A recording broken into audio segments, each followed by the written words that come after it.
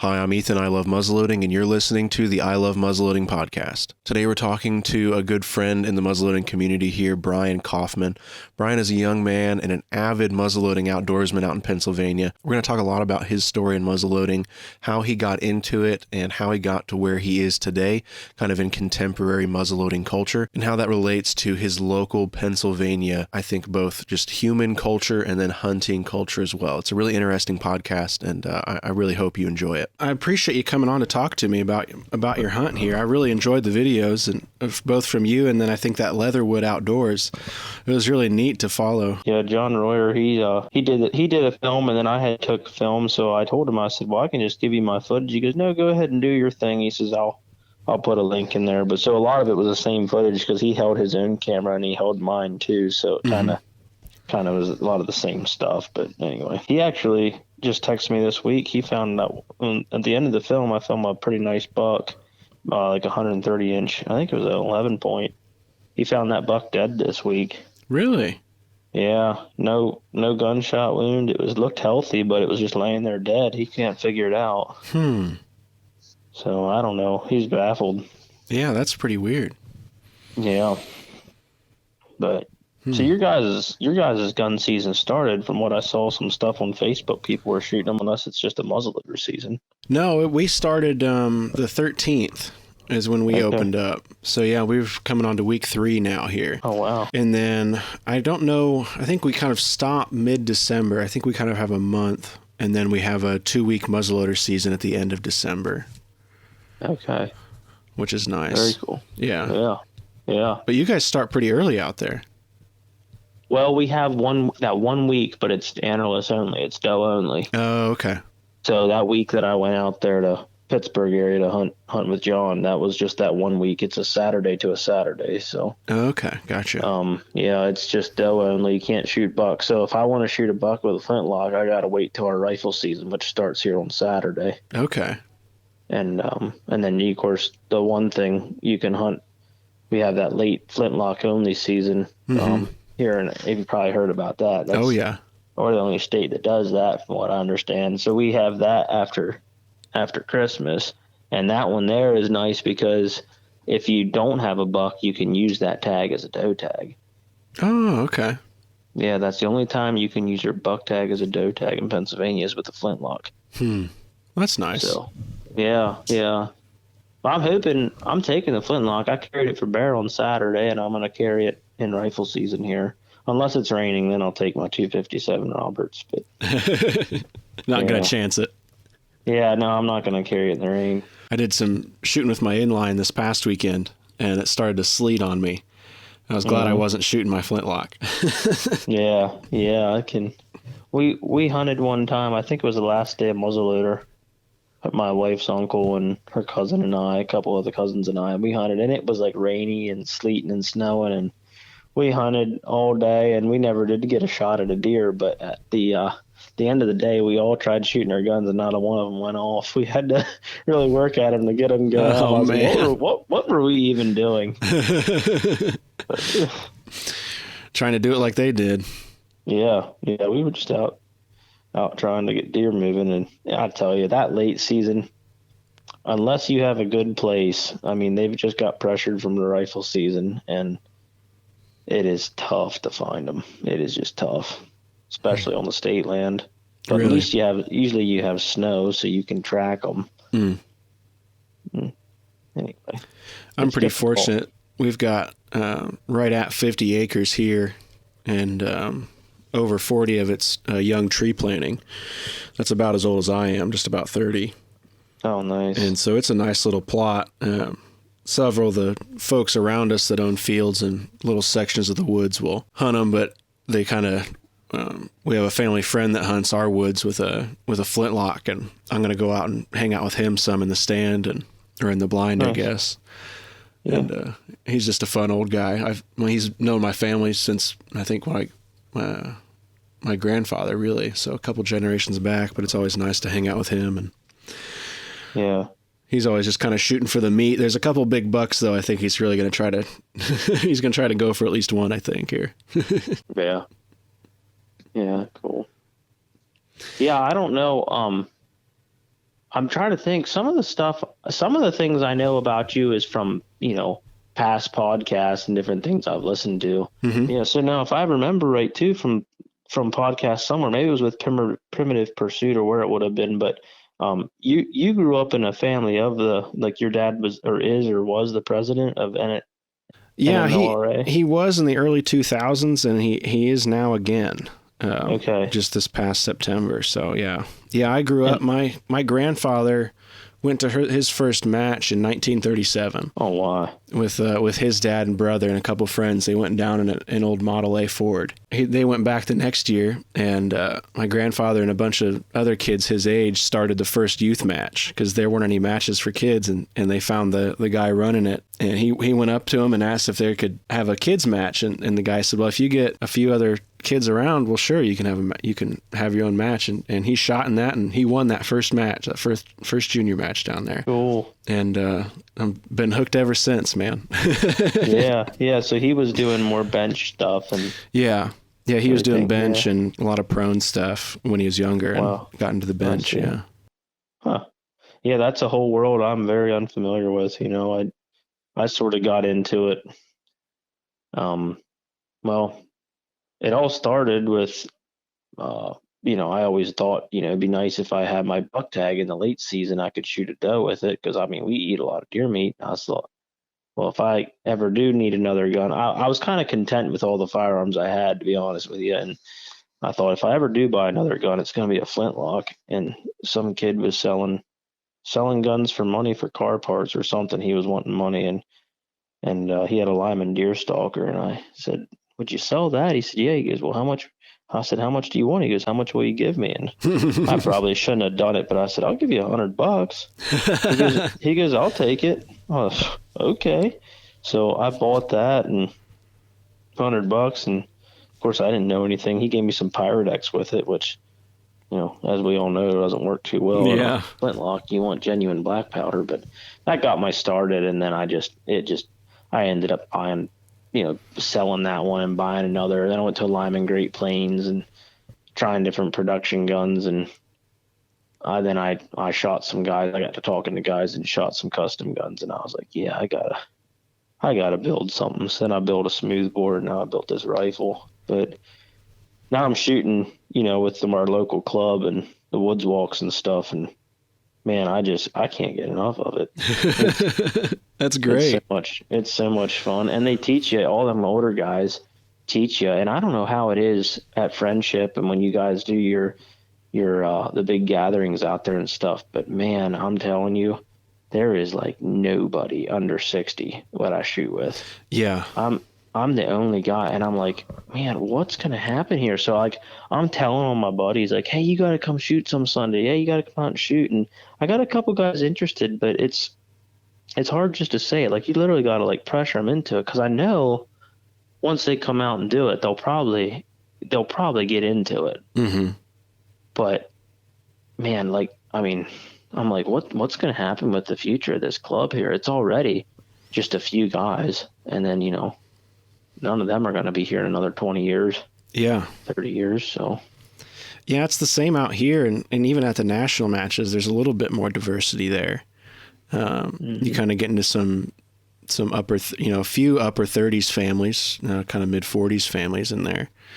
But yeah, I think the average age is in the upper 60s down there.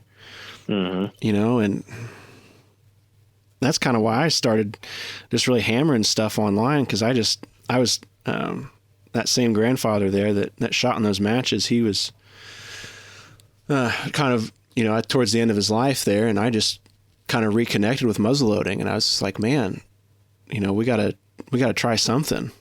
And right? No, I hear you, and and it's funny you mentioned that, because I'm like, I've thought of that before. I'm like, man, Ethan's like the only guy I know, younger guy, that's like pushing muzzleloading on the internet, and like not just throwing a video out here and there. You are very adamant about keeping out new content and putting stuff out, and I appreciate that, because I know how much time that must take. Thank you. Yeah. Like, I know, because I just used Windows Movie Maker and put mine together and try to make them a little nicer than a typical home video. But piece it together and add music and all that, or do whatever, But Yeah, yours look great if you're using Windows Movie Maker, man. Wow.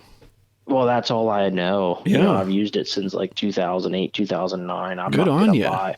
I'm not gonna buy anything else, like as far as like an actual format or whatever. Yeah. It's free. I use this old computer here in the basement. I use it, and it's what I know as far as like being able to slow-mo the footage or clip and add things. That's all you need. If I had to start over, I'd probably like scratch my head and say forget it. I don't know.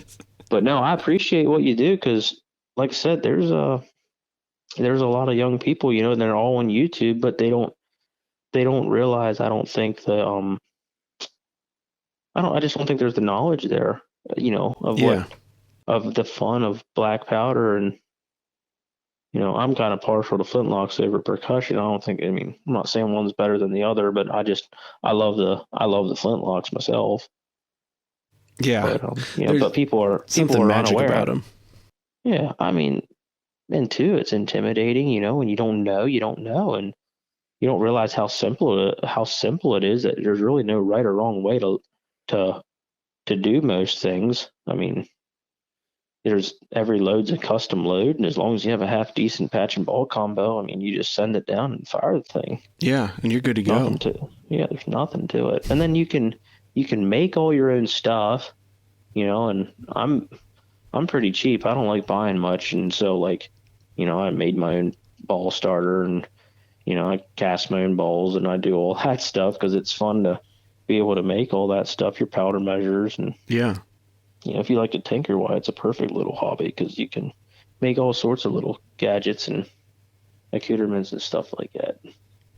That's what I really like about it, is that simplicity and that ability to do it on your own. There's a real connection there that, I've got modern guns and I like to plink around with them, but I don't shoot them nearly as much as I shoot my muzzleloaders. Yeah. It's just not as, I can go out and, I can ring steel with my 22, and I'm just kind of like, okay, Yeah, whoop-de-doo, right? Yeah. Whoop-de-doo, you can hit it. I can move my spinners around and make it more challenging, but I don't enjoy it nearly as much as, that fireball going off an inch from your face. Yeah. Yeah, and I don't know how you were when you first started shooting, but part of the reason I wanted to continue was because I bet you I missed 10 deer till I finally connected on one, and I struggled, and I wouldn't say so much now anymore because I shoot a lot, but I just flinched and flinched and flinched and flinched, and even though I didn't think I was anymore, I still was, because I couldn't hit anything. I just couldn't hit nothing. Right. And I asked guys for advice, and some guys said put a block of wood in your jaws of your flint and practice in the basement, putting your sights on, a dot on the wall and just practice. Well, it didn't matter because I knew the gun wasn't going off, so of course I wasn't going to flinch. It's when I'm out in the field. So yeah, just like anything, practice makes perfect. So I just started shooting, especially once you build a gun, you have a quality gun, you're really going to want to shoot more. And I built a smoothbore too, partly because I wanted to load it with shot and squirrel hunt. And I thought, here I am carrying a gun. I might get 1 or 2 shots at deer per year with a flintlock rifle for deer. But if I go squirrel hunting, well, I'll probably get 5-6 shots per time I go hunting. So it'll be shooting it more. And then, target shooting as well. Why? It all just started coming together. And I don't really know if there was an actual time where all of a sudden it just clicked, but I don't know, this past year here at shooting at this club, it just started clicking, and I just started hitting, and now for the most part, I could usually hit what I'm trying to hit. Yeah, you're putting out some pretty impressive shots, I think, on those videos. That one where you're just, I think, your little after work plinking there, I think that one was in the tree and the one was on the ground, maybe.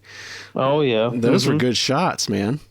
Yeah. Well, that's the thing with footage. You can always I could have took 3 shots. Now, no. In all honesty, that was the first 2 shots when I got home. I didn't edit that. It wasn't like it took 3 or 4 to get them. No, that was one back to back. But yeah, that's not all the time either. Yeah. I can put that's a 5x7 piece. I can put that out in the field at all different kinds of ranges, and I'd say 50 yards. I'll more than likely hit it 4 out of 5 shots.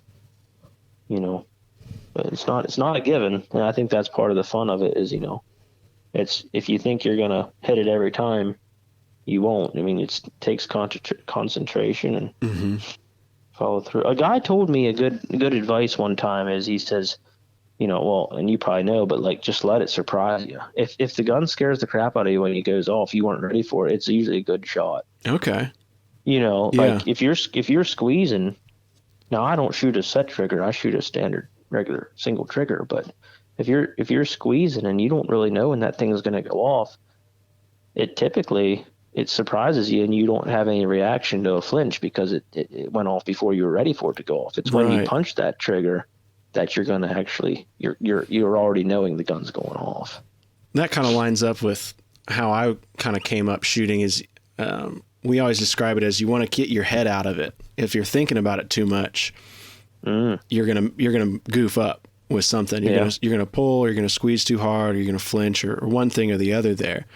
And so by getting your head out of it, you know, once you got that practice in and you've got that kind of muscle memory, it's almost like you're not really there. You know, you're kind of zoned out is how I think about it. And I know where it needs to be, or my body knows where it needs to be. I don't need to be, you know, squinting my eye and dead focused on it. I can kind of feel when it gets into that spot and let it go. Yeah. But now you're shooting what, over 100 yards with open sights, right? On which one? Well, when you're are you talking flintlock, or are you talking when you're doing your bench rest competitions? That's really, I guess, with the flintlock. The bench rest stuff, I'm kind of more into it. Oh, okay. And then the more flintlock, and then the pistol side of it. So my grandfather's side of the family, my mother's side of the family did the bench rest and kind of the supported shooting. And then my father's side of the family did a lot of pistol shooting. So I kind of mesh in between those on what I'm trying to do, you know, and my interest in it. You have shooting history is in both sides, your mom and your dad's side. Yeah, they actually met at friendship, weirdly enough. Yeah. Okay, that's neat. Yeah, I don't think I called on to any of that listening to your stuff in the past. I try not to talk about myself too much. Good night. I've been shooting muzzleloaders since 2015, 16, so not very long, but I definitely have a passion for it, you know, but I'm not like, I feel like I don't have a whole lot to share because I haven't shot near like a lot of guys, but. Well, I partially wanted to have you on, man, because you are young. And I think it's important for people to see and hear about how other folks get into it. And it's really hard to share that story and for, you know, people our age to connect with it if it's somebody who got into it in the 70s. Yeah. Because it's just a whole different thing. I mean, it might as well be the 1800s, you know? And culturally speaking, things are so different. Well, I think one of the things I've noticed is like, from listening to different guys on different podcasts, a lot of them bring up the whole Fess Parker, Davy Crockett, Daniel Boone is what piqued their interest watching those old Disney films, which even I had them on VHS, watching them in the late 90s, early 2000s. You know, I remember watching them, and Mom sewed up like, you know, a little outfit for me and everything. And I had a little cap gun and I'd run around. That was always me as well. But what so I always had an interest in that, but it wasn't the Disney films that got me near as much as just history in general. I mean, I remember just, you know, scarfing up history in school, particularly the American Revolution, and still, I mean, I love reading history on different figures. I just finished up a book on John Stark and Daniel Morgan, Morgan's Rifleman. Oh yeah, you know, and learning that stuff, and I think part of my interest in shooting muzzleloaders is because of the history, you know, and knowing that we won our independence with a primitive weapon, which at that time was top notch. I mean, actually they were above the standard. You know, the one book I read, what was it? He wrote, I forget who it was, said that the British likened the flintlock American long rifle to like World War I, with people considering tear gas or the gases in trench warfare is like inhumane or wasn't a right way to it wasn't war. Fair.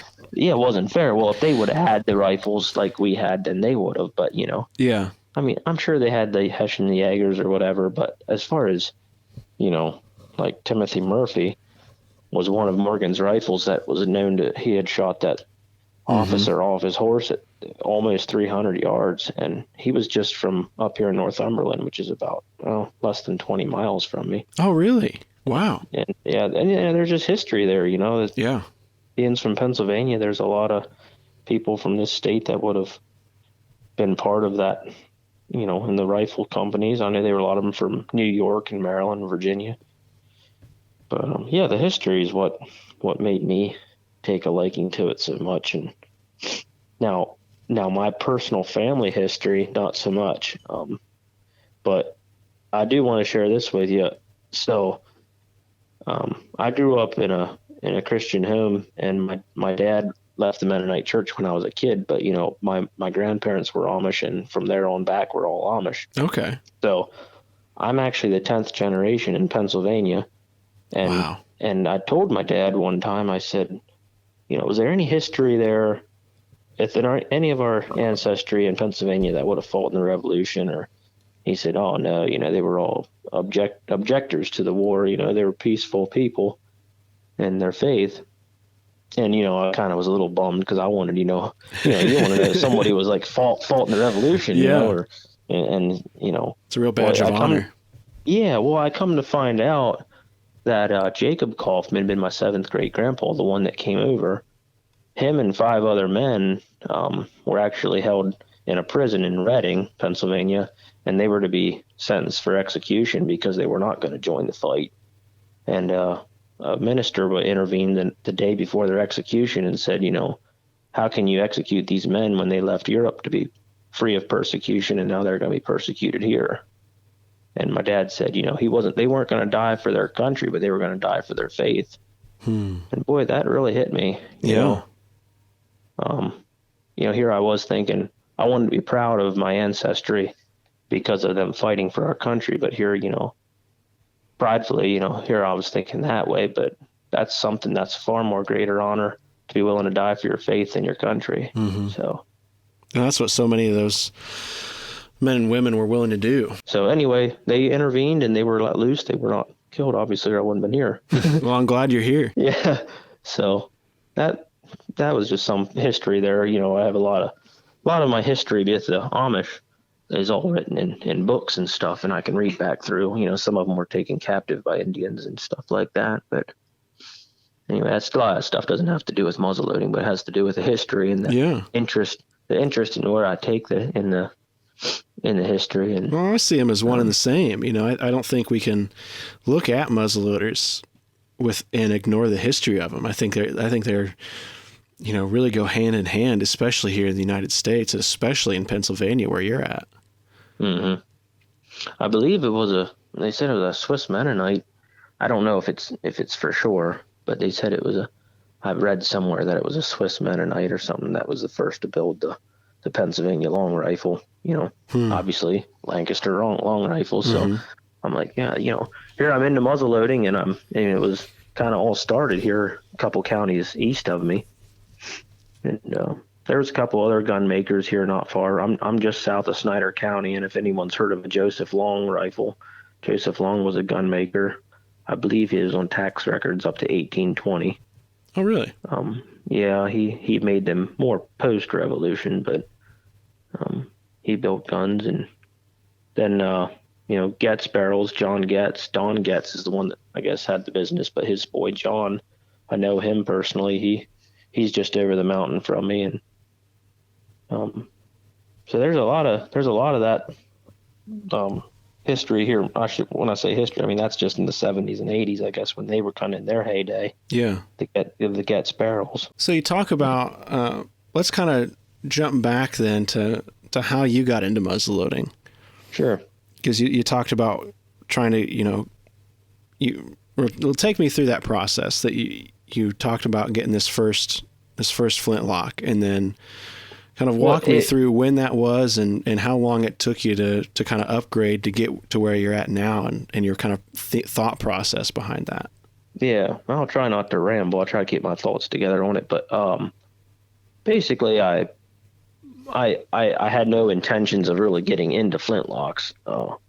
I just kind of wanted it for the opportunity to go in the late season and have that opportunity to use my buck tag for doe, because that was the opportunity you can do in the late season. And when I bought that flintlock and I shot it, I thought, man, that thing's pretty cool. But I soon like looked at that little deer stalker. Nothing against a production gun, but I don't know. It was it had fiber optic sights on it, and had a rubber recoil pad and everything. And I just always thought I'd like the long rifle, and so I quick started looking for a different gun, and I traded it in. And trying to think what I bought after that. I bought a used 45 caliber Euro Arms Kentucky, and I actually have a YouTube video on shooting that little gun. And the lock was all sloppy on it, and I gave way too much for it. But it was what I wanted. It had the wood going clear out the barrel. It was like an old, right around the bicentennial. I think there's a lot of those production guns being made.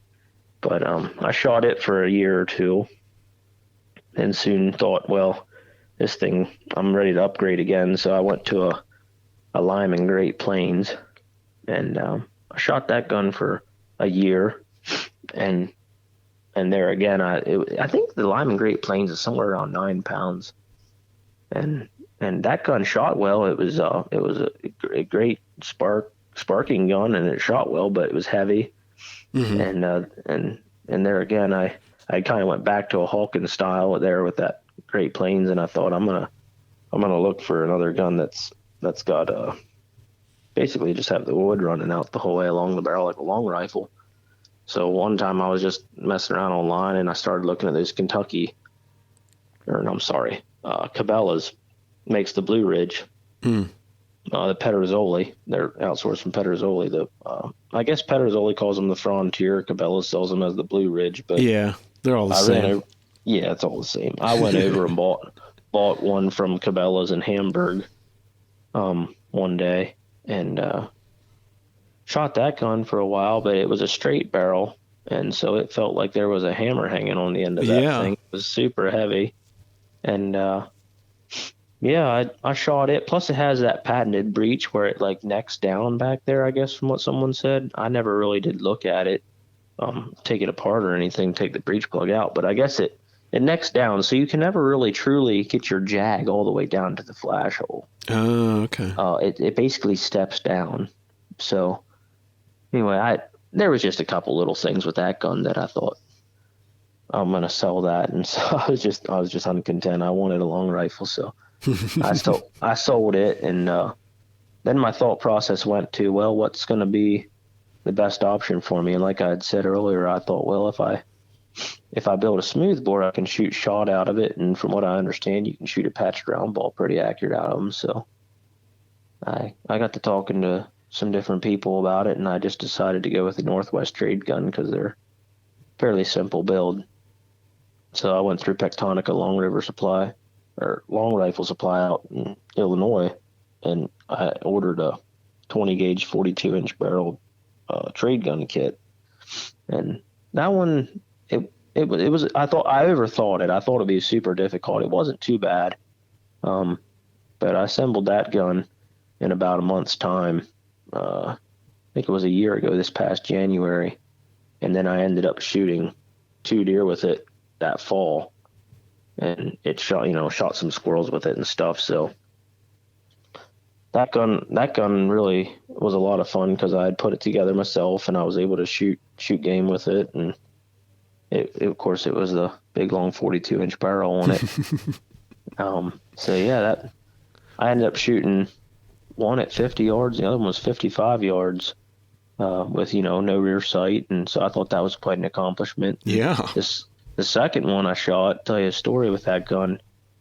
I hiked all the way to the top of the Tuscarora Mountain here, which is just down across the river from my house, about 4 miles as the crow flies. And it was about 10:30 in the morning till I got to the top. Hiked to the top of the mountain, and my wife's cousin was with me, and it bounced a button buck over to me, and I shot that thing. And I was on cloud 9. I reloaded, and I got on blood, and I followed it, and I found the deer laying, and in the excitement of reloading, I did my reloading sequence, but I failed to do one thing, and that was to pick my vent hole. Oh. And I'd always pick my vent, and I just got the deer and I was dragging it down off the mountain. But I think it was 2 years ago they started letting you shoot bear in that 1 week of doe early doe season. And I thought, well, I guess I should keep my eyes open in case I see a bear, but what are the chances? And I was just took a break there on they used to quarry rocks off the side of the mountain. There's like logging roads there. And I just stopped for a breather and I looked to my left and there's a beautiful bear standing there. And my mind's eye, I can still see it, the black birch trees, the yellow leaves just kind of floating through the air. It was an overcast day, middle of the day, and there's a bear 70 yards, nothing between us but air. And I cocked the hammer back on it and I settled my bead behind its shoulder, and all I had was a flash in the pan. The gun didn't go off. Oh. So I quick dropped my gun and picked the vent and reprimed, and I actually flipped the frizzen close and pulled the gun up and almost got a shot before it took off. It stood there and watched me that long. And when it turned around, here it had a cub behind it. So I guess I can justify that the gun didn't go off. You can shoot sows with cubs in Pennsylvania, but it was a nice sow. But boy, did I kick myself for that one. Yeah. That could have been quite a day. Double dipping. Yeah. What spurred you to making your own instead of trying to buy an already built smoothbore? Was it just something you wanted to try out, or? Yeah. So my dad's a woodworker. Okay. And I worked for him for a few years, and he taught me how to work with wood for the most part. But, building a gun's different. It's one thing to make wood fit to wood. It's another thing to make metal fit to wood, because you can't really make metal move too much. Yeah. It was a little daunting to me. But, yes, I decided I was going to attempt it, and I talked to some people and decided I was going to try putting one together myself. And, I don't know. I just thought I'd give it a try. I actually had to sell my 300 Win Mag to get the money. I think it was almost $800 for parts for that trade gun, but it was worth it to me to get the money to build that gun. And it didn't go too bad. I think, like anything, when a guy first starts, you tend not to take enough wood away. Looking back at that trade gun now, it's a little bit blocky. I should have removed a little more wood. You're scared to take things away. Yeah. You're starting something. You really have nothing to look at. I didn't buy that Art of the Building the American Long Rifle book like they all recommend. I thought, I can handle this. But I think there's some things I should have probably read the book. I just kind of winged it, and I did miss one hole in my pin on my underlug. I had to JB weld it and some of that stuff, but that's all part of the learning process. Yeah. Trying to think what else.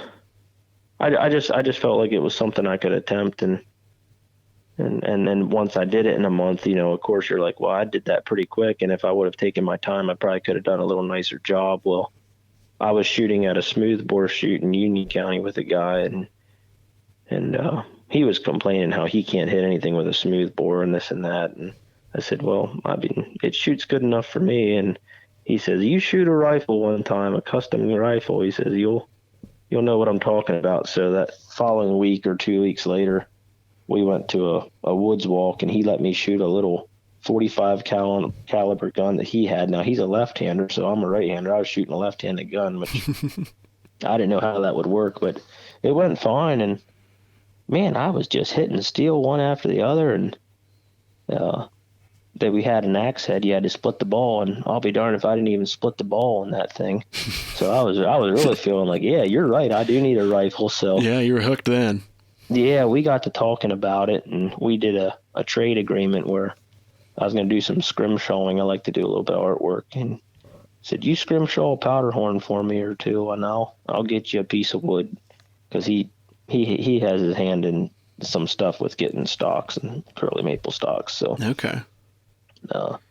Ended up doing that deal where I just basically had to buy the siler lock and the barrel and all the parts from. So a lot of the parts I bought from Track of the Wolf, but we ordered the barrel from Rice, and we ordered the lock from, I guess, Chambers or Seiler.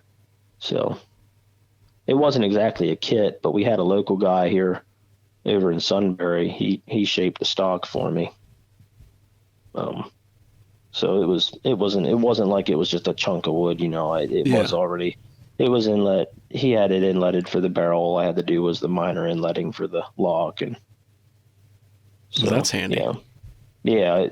It's basically the same way as my trade gun was, but with a rifle compared to the trade gun, on a rifle, I had to do an entry thimble. I had to do a nose cap, toe plate. I'm trying to think what else. It was just a little little more involved than the trade gun. So that was a little more intimidating, but at least this time, the guy that did the trade with the wood for me, he gave me a lot of pointers and he helped me with some stuff on it. And I definitely took more time. I started it in the fall of last year and I finished it right around Memorial Day. Okay. I was just working at it here and there. I wasn't cranking at it all the time. Yeah. But I'm pretty pleased with how that turned out. And that's the rifle then that you took that doe with here earlier this year, right? Right. So that's maybe I didn't already. It's a 45 caliber rice barrel, swamped B weight. It's a 38-inch barrel, large Seiler lock, single trigger. And so that's the gun I've been shooting all summer and shooting at the woods walks and the different things like that. And then there was a guy I met at Union County a couple years ago, Joe, became a friend of mine, and he said to me one time, he says, "Hey, would you want to go out and hunt with me out at John Royer's Leatherwood Outdoors?" Well, if anybody's watched YouTube for any amount of time, John Royer has a lot of the primitive. He likes to do a lot of the filming in the late season primitive hunts. He gets a pile of views. He's a pretty good following. I think that one video has like 13 million views on it. But I said, well, yeah, if you're going to invite me out to his place, I know he's got deer, so I'll go. So I applied for a doe tag for out there, and then Joe and I and another one of his friends, we all went out and stayed at John's cabin, and it didn't take long. We got out there Thursday, and Friday morning I was climbing up in the stand, and it was getting light already. Just account of it getting light. He said that I might see deer when I'm walking to the stand, so I waited till light to go up to the stand. And as I climbed the ladder, I actually hit record as I was climbing. I never even had to hit stop hitting record till I pulled the trigger, because I got up in the stand. I sat my tripod down with it still on record. I looked to my left, and there's a deer walking, and I thought, well, there's a doe, and had a couple yearlings with it, fawns, and it came across the clear cut. So I just kept panning the film to where I thought I was going to get an opportunity, and then I stopped her, and I just settled that bead right on her shoulder, and hit her high shoulder, and it just knocked her straight down. I did clip some spine on it. I think that's partly why she dropped. I hit some of the spine. So yeah, that was a 60-yard shot, 65 grains of 3F with a 440 ball, pillow ticking patch. And a couple guys had told me that 45 was, kind of borderline for deer, but in Pennsylvania, 44 is the minimum. So it is legal to hunt with it and for deer. And so I knew if it's legal, why it should be able to do it. Yeah. So I got that one, and it definitely was a confidence booster, 60 yards. Yeah. After I shot mine, I was dragging mine out, and I heard Joe's gun go off, and I guess one of the fawns that was with my doe had been up the road a little further, and he shot one of his fawns then. So. Oh, really? Yeah, we each got one of them. So it was fun. We each had deer, while then we had a day and a half, and we both had our tags filled. So we got to just sit in the shanties and watch some of his big buck and turkeys. And so it was a good time. Hopefully we'll be able to go back. Yeah, that sounds like a great time. So do you have any other hunts planned this year? Yeah. Like I said, I'm going to probably be going out here Saturday, which is our rifle opener. And I'm going to carry the flintlock throughout rifle season. As long as we don't have rain, I'll carry the flintlock. That's my plan then. I have a buck tag, and I have to check. I think I have 5 total doe tags.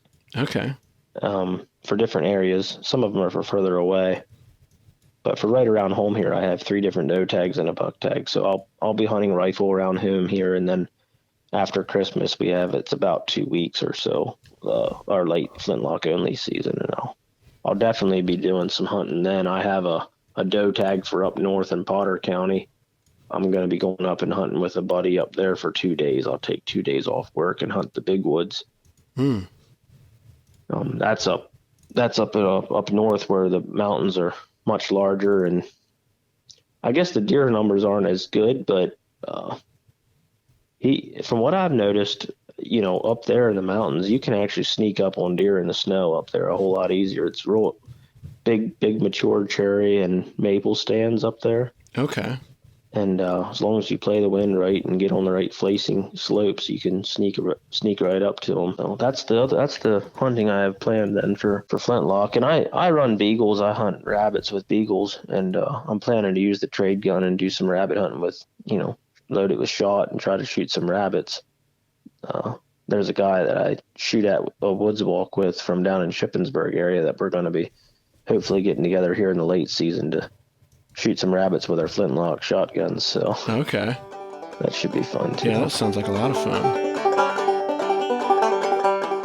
This podcast is brought to you by Thor Bullets. Thor Bullets are a premium full-bore muzzleloader bullet designed specifically for modern inline rifles. Thor Bullets do not require plastic sabots or belts to be fired, meaning less cleaning for you between shots.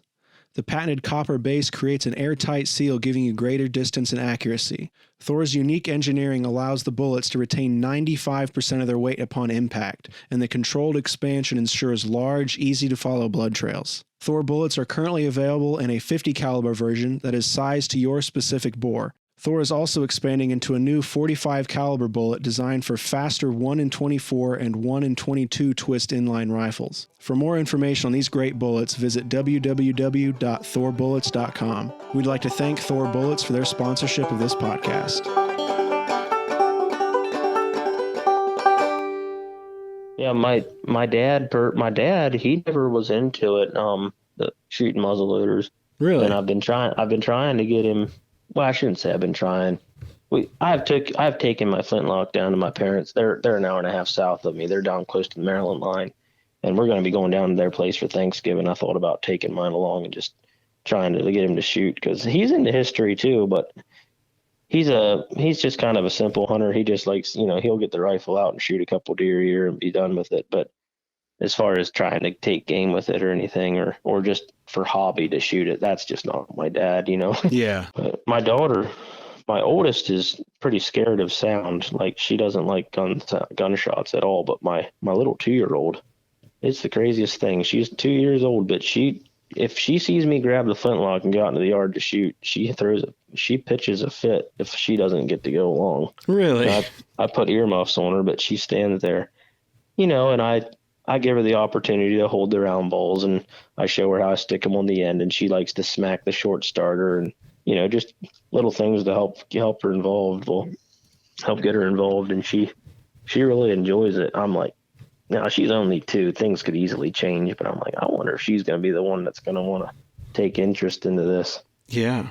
But I hope they do. I think that's what, starts to get really important for everybody in the community, trying to keep it going, is, trying to keep it accessible. I mean, your daughter can't go out and buy her own muzzleloader, but if in a few years she looks back fondly on those memories and sparks up her own interest in it. What's the muzzleloading and hunting culture with muzzleloaders like out in Pennsylvania?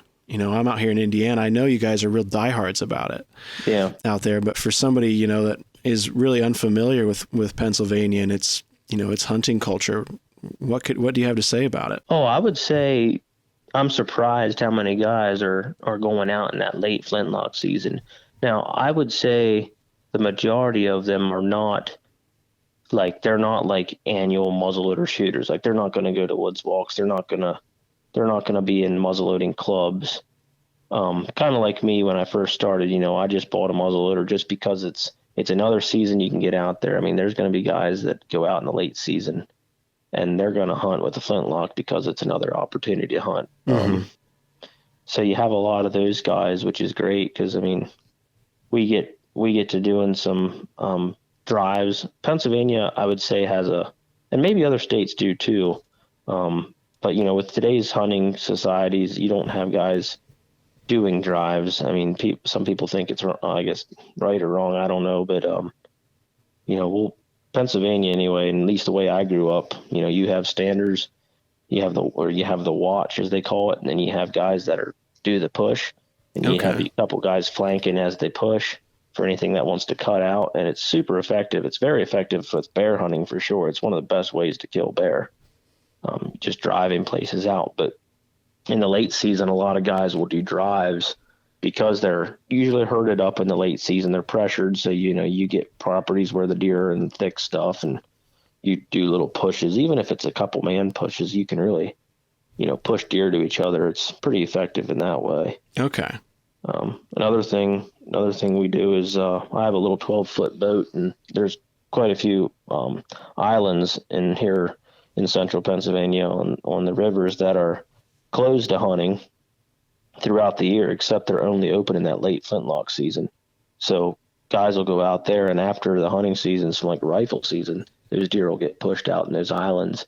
And then I know it's a pretty big thing for guys to all get together, and big groups of guys will get together and go out in the islands, and usually have pretty good success shooting deer on the islands. Okay.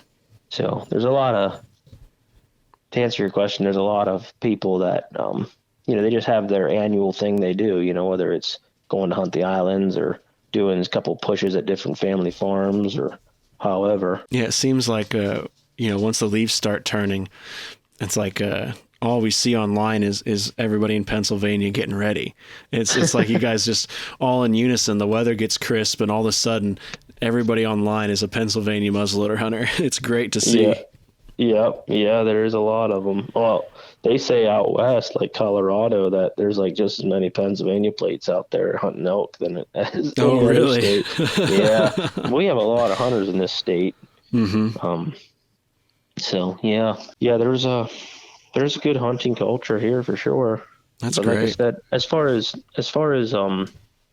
muzzleloader enthusiasts, if you will, I don't feel like that there's a whole lot of them as much as there could be. Mm-hmm. There's a lot of guys that hunt flintlock, hunt muzzleloader, or inline because of what's the seasons allow. Yeah, they're just trying to get some more time. Yeah, like I know they're pushing for Sunday hunting. Like we're one of the few states that don't have Sunday hunting. They're doing 3 Sundays per fall that you can hunt on a Sunday. It's the last Sunday of archery. The one Sunday, which was just the other day, which was for bear. And then they have another one that you can do. This is the second day of rifle season because our rifle opens on a Saturday now. So most Sundays are closed to hunting, but now that they open that up to 3 days, and I feel like they're gonna push for more and more of that. Mm-hmm. To be an all year thing where you can hunt every Sunday. And as well as I think something I'm afraid they're going to push for is inlines in the late season. And I just love the late flintlock only. I hope they never change it because of the history behind it. Yeah. And, I think because guys will take the easiest means available to hunt with, they're going to carry an inline in the late season. There's nothing wrong with inlines, but I like the dedication that it takes to hunt with a flintlock, and there's fewer people out there because it's hard. It's harder. Yeah. I mean, just think about archery. How many guys years ago you talked about archery hunting? There wasn't many archery hunters. There was a few, but now that crossbows are open for anyone to use a crossbow in our state, I mean, there's guys shooting their deer with their crossbow, and they don't even have to go out in the gun season because they have all their deer killed with a crossbow because we'll just face it, it's easier. Yeah. So I'm not about easier. I'm about making it fun and challenging, and so I hope they never change it, but that's just because of what I desire out of it, not really any other reason other than that. Yeah. There's so much at play there.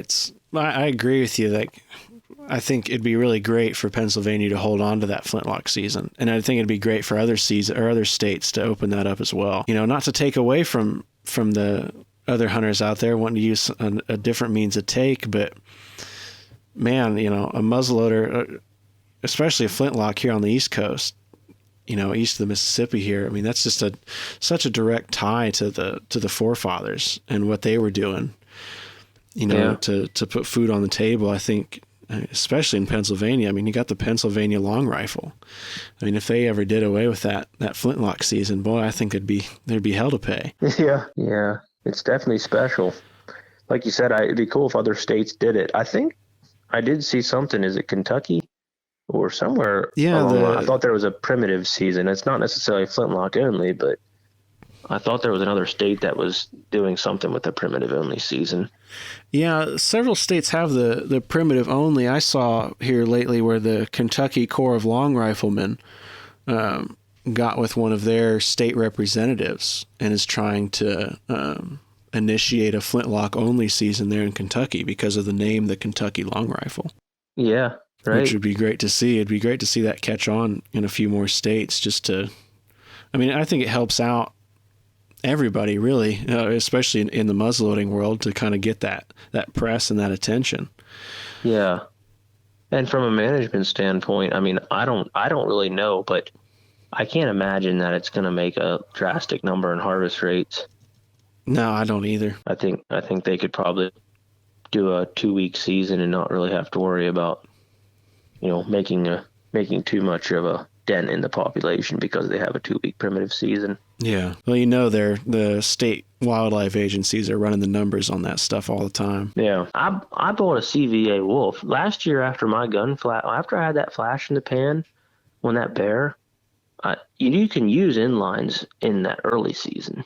So you can use an inline in Pennsylvania in the early muzzleloader doe season, that 1-week season. That's just muzzleloaders, so it can be an inline, a cap lock, or a flintlock. It can be any muzzleloader. And then you could use an inline in our rifle season. It's just in the late season. It's flintlock only. So if I was to buy an inline, I could use it in rifle season, I could use it in bear season, or I could use it in that early muzzleloader. And after having the flash in the pan, I thought, now, like I said, most guys that are hunting are going to use the easiest weapon or most effective weapon possible. Yeah. So most guys in that season are carrying inlines. And I thought, now you idiot, here you are carrying your trade gun and you just had a flash in the pan. Had you been carrying an inline like anybody else, you would have had that bear. But that's part of the thing you got to take when you're carrying a primitive weapon, is you're going to have opportunities that you're going to mess up. The year before, I missed a bear with my longbow at 14 yards. No bait, just straight up got lucky and had one come by at 14 yards during a 10-day overlap. What are the chances? And I missed it. So I'm like, well, if I'd had a compound, 15 yards would have been a chip shot. But no, I didn't have a compound. I wanted to hunt with a longbow. So that's part of it. But I bought this CVA wolf and I've been shooting it, and it's just sitting in the gun cabinet because I'm like, I don't want to take it. I bought it, but now here came the season. It's gone, and all I want to do is carry the flintlock. So I don't know why I even bought it. But I didn't use that Blackhorn 209. I saw you were shooting it. I saw other guys are talking about how good it is, but I haven't. Yeah, it's pretty great, I think. It's something else. That my Acura, I was shooting this last weekend, and boy, at 100 yards, I'm right in there, which is just nuts. Yeah. But boy, it jumps. That Blackhorn is hot. I'm not even running they say the max by weight is 84, and I'm shooting about 80, and I don't like to run it right up to the. No, you don't want to push it to the limit. Does it smoke as much as like your other black powders, or is it? It doesn't smoke as much, but there's still a bit of smoke to it. Mm-hmm. I'd say. Yeah. Like shooting those milk jugs this last weekend. I mean, I had to wait for it to clear, before I could see anything through the smoke, Yeah, okay. Yeah. Yeah, I thought about it, but I had bought 2 pounds of Pyrodex, and I was like, I'll just stick to it.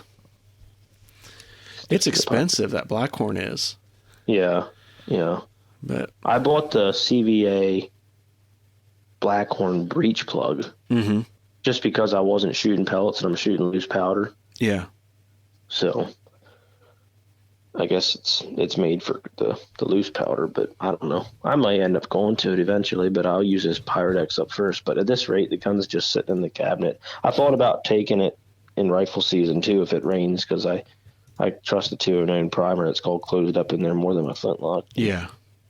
It's still fun. It's just fun. Muzzleloaders are just fun because, I don't know, but you can like, I reloaded for my rifle, and that was always fun, like getting it figured. But once you have it figured, it's figured. And I guess it's the same way with the muzzleloader, but you can like play with each charge. Yeah, you can really add a little here. Yeah. It's much more intimate. Yeah. Is how I describe it. Right. Yep, that's the same reason I think too. And maybe that's something you could put in there too. If I mentioned that, I built 57 longbows. I had my own little business there a couple years ago, Shade Haven Traditional Bows. I was building longbows, and I just liked the simplicity of shooting traditional, and the intimacy of just a pure bow and arrow, rather than messing with compounds. And I think there's just part of me that enjoys that, and you feel that same sense when it comes to shooting muzzleloaders, the flintlocks in particular, that there's just a primitive feeling to it. And I don't wear the 18th century dress. I haven't gotten into that or anything, but when I throw that Possibles bag over my shoulder and I grab that gun, I just can't stop but looking down at it. I'm just like, dang, this just feels so right. It's just, I love holding that gun and looking at it all the time. And I don't know, you just feel like you're stepping back in time. You're carrying that old primitive stuff. It's just cool. Yeah, you're just traveling back. It doesn't get you don't get any closer, I don't think, to going back in time than when you grab a flintlock and head into the woods. Right. Well, and that's what we were talking the other day. I said to one of those guys that was older at the club, I said, why do you think there's not? He goes, well, they're not teaching history anymore. He says, they're not teaching history. That's what he kept saying. And I said, well, there's probably some truth to that, because with me being a history buff, maybe that's partly why I like it so much. Yeah. If people aren't learning their history, they're not interested in American history, you're probably not going to be interested in what we used to shoot. Yeah. Well, I'll put some links to your YouTube videos and things there in the description here for the interview, and send some more people your way so they can see how cool muzzleloaders can be. Yeah, sounds good. Yeah, and honestly, Ethan, I can't thank you enough because I know it's time, and doing your podcast, doing your YouTube, and I don't watch all your stuff, but okay. I watch a fair amount of it. Yeah, I mean, that's just very time consuming. So, and I'm always, oftentimes, like my typical day is I go to work, I come home, we eat supper, my wife and my girls are just kind of hanging around the house in the evenings. And I usually plop down on the couch and I pull up the Roku and I sit there and I go into YouTube, and, if I love muzzling, something new pops up, I click on it. So I'm watching that stuff and I'm watching other guys' stuff. So I'm always like watching videos, and there's gotta be thousands of guys like, me, and that are sitting down on their couch in the evening and they're going through YouTube to watch and see what's new, and to see those videos is fun to, because really it's you. I'm trying to think who else. Did you ever see, his name was Denny Doucet on YouTube, and then he changed his name to Folks Firearm Collective, and and he has he's out in like Montana. A lot of my videos, I kind of took his type of, he does a lot of close-ups of the accoutrements and guys' guns and shooting, and, there's very little delay. Sort of like you when you were shooting your Southern Mountain Rifle at that one. I think your wife was filming you. There was just like one shot after the next, and, it keeps it interesting because the clips are constantly changing. Yeah, you're not nobody wants watching a guy. Nobody wants to see you reload 100 times.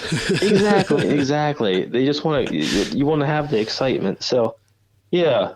So like between you and him, there's really not a whole lot out there. And part of the reason I don't really care for carrying the camera all the time and doing everything, but I feel like too, to get young guys interested there, and they almost kind of have to put some effort out there so guys can watch that stuff and take interest in it, and hopefully some people, maybe might spark interest just because they saw a video. Yeah.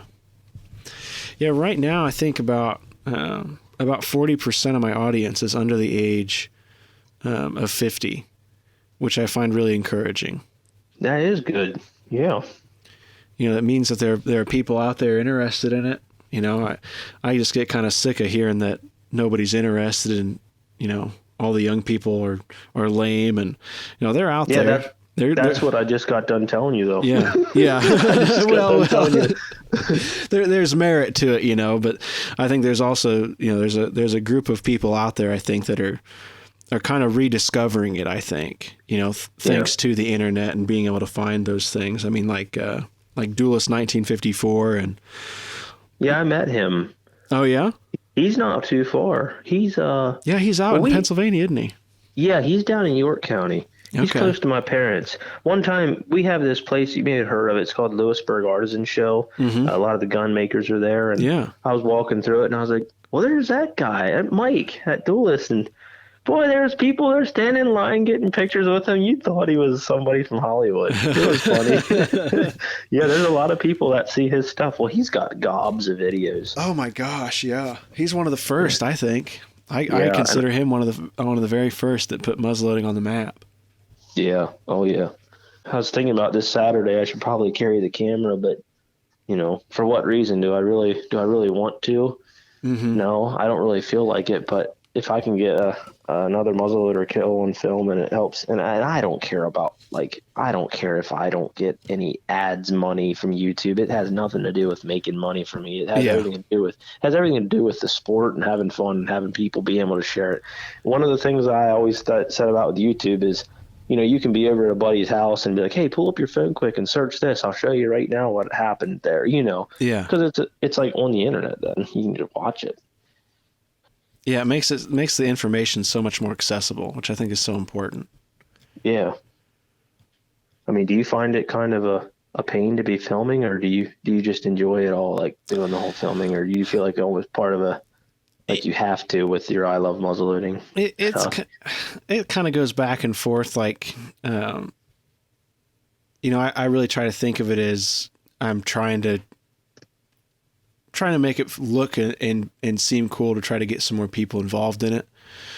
But there are just days that I just want to go out and just go shoot, and I'll just load up and, just kind of just me and my gun in the woods and just plink. Yeah. Like if I'm not in the mood, or if I wake up on the wrong side of the bed or something, I don't film, or I don't, or if I need some extra sleep in the morning, 'cause I edit most of my stuff in the morning before work. So I'll get up about 5 and work for about an hour before I have to get ready. And oh man, you stop and start that stuff? Yeah. Oh my, that would be hard. So when I sit down, I usually tell my wife, I'm like, give me 2 hours, because I'm cranking this thing out. I cannot leave it once I start. I get addicted. Yeah, it's hard to get up, but yeah.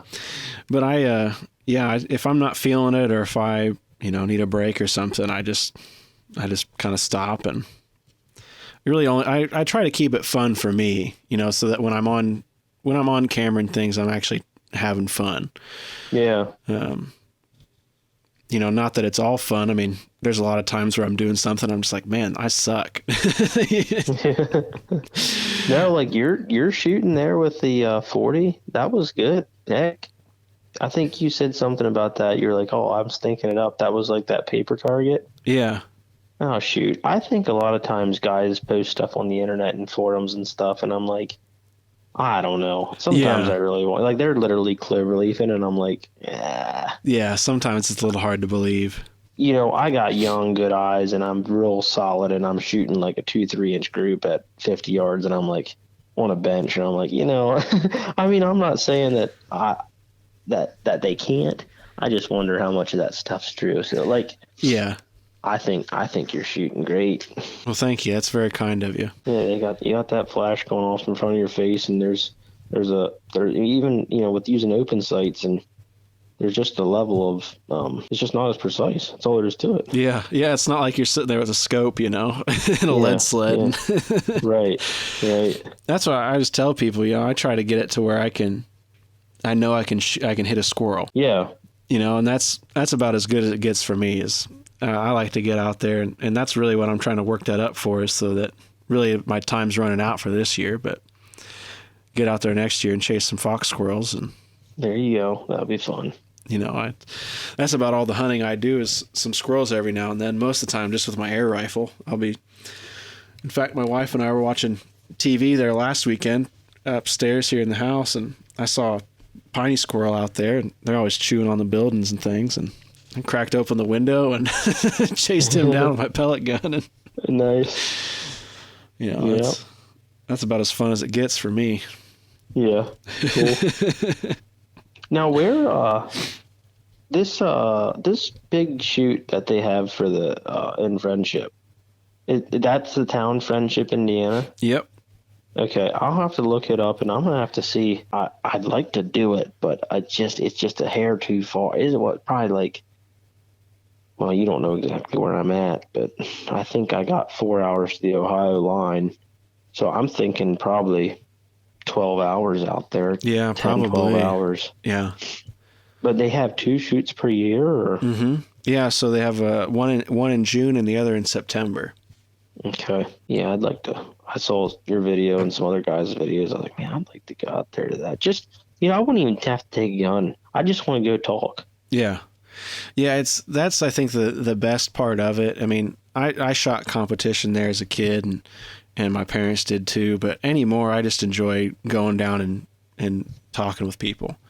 Mm-hmm. A lot of like-minded people down there that care about the sport, and you can learn so much just talking to a variety of people there. That's just hard to find. Right. Yep, that's cool. Well, if you ever get out here, or if I'm ever out there, we'll have to get some lunch or something together. And yeah, no, for sure. And I mean, you guys are ever traveling through, or for anything, for work or personal stuff? Seriously, you got my number. Mm-hmm. We got spare room. We'll be more than happy to put you guys up. Well, that's very kind of you. Yeah, we're in central Pennsylvania, so. Are you going to make it out to that Gunmakers Fair at Kempton, do you think? Yeah. Is that pretty close to you? Yeah, that's about an hour and a half. Okay. I've been there before. I was there twice, I think, down to Kempton's. But I've never been to the Gunmakers Fair. I think it's the last weekend in July. Yeah. And the couple years past, there's always that Eastern Traditional Archery Rendezvous. Oh, yeah. Like I said, I was big into traditional archery the last few years with building bows and trying to sell bows and stuff. That was kind of my thing, but I've transitioned pretty quickly into straight up muzzleloaders. And so, I mean, I don't really feel like I'm going to be going to, they call it ETAR, Eastern Traditional Archery Rendezvous. I don't think I'm going to be going to that anymore. So hopefully I'll start going down there to the Gunmakers Fair. Do you know, I'm sure you've heard of Alan Martin. Mm-hmm. Oh, yeah. But his nephew and I work together here at the trailer shop not far away, because Alan's just north of me here, about 45 minutes. Okay. And when I worked for my wife's uncle, Alderfer Lumber, we sold stocks for Alan. And so I was sawing. I wasn't the guy running the head saw. I was just on the green chain pulling the stocks off. But these big, they call it 12 or 11 quarters. A 12 quarter, maybe you're familiar with lumber, is 3 inches. So we were pulling off these 12 quarter stocks and stuff, and Alan would come and we'd talk a little bit and everything. And I talked to him some, but he's a real nice, humble guy and very good builder. Oh yeah. And then the other guy I said about shaping my stock, Bob Lepley, he would come and buy a lot of the stock material that we would saw, and he shapes them. And here I come to find out he shapes all the stocks for a lot of the stocks anyway for Track of the Wolf and then Jim Chambers. Really? So I'm like, you're kidding me. I said, all these high-end kits are coming from this sawmill. He said, yeah, pretty well. So I thought that was pretty interesting. It is.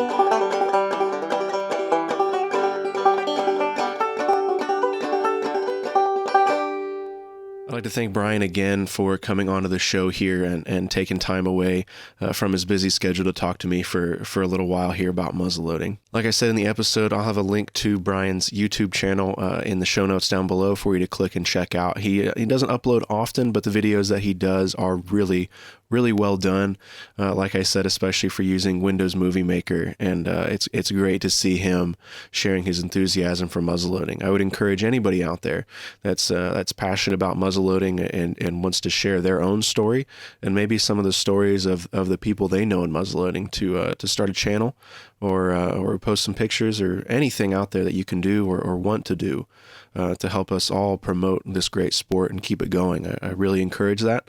And if you ever have any questions about it, please feel free to reach out and ask. I'm more than happy to share everything I know about it and try to give anybody some advice that I can or answer any questions that you might have.